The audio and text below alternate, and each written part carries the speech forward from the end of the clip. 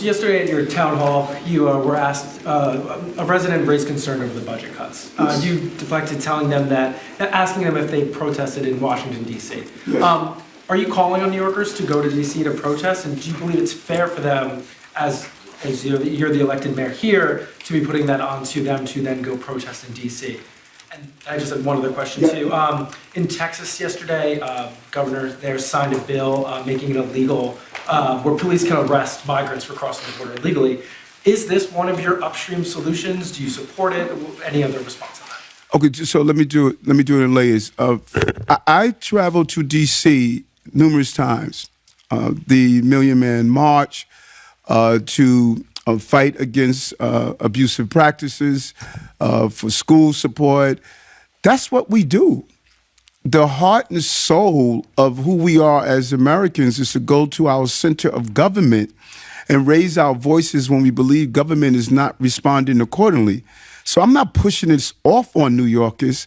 I'm saying to New Yorkers, you're angry and I'm angry. And the source of our discontent lies in Washington, D.C. And we need to mobilize and rally and go to D.C.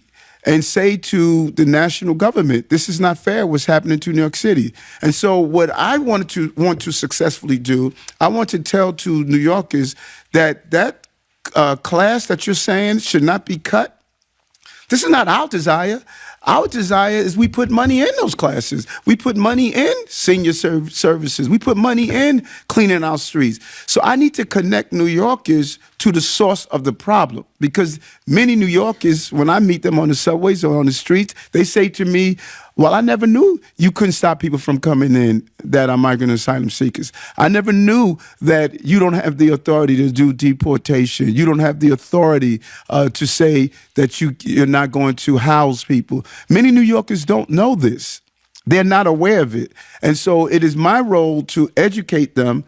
This is who is responsible for what we're seeing in the city of New York. So I don't think it's pushing it off. I think it's what I was always told as a child, as a young adult. If you want to advocate for something, don't depend on just one person. Get engaged. Being a detached spectator in this full contact sport called life is not what I subscribe to.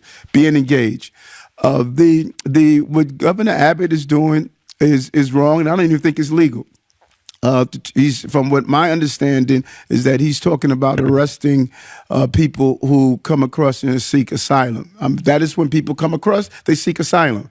It is, I think, part of the Donald Trump type policies, and I don't subscribe to that. I think we need real immigration reform. We need a decompression strategy.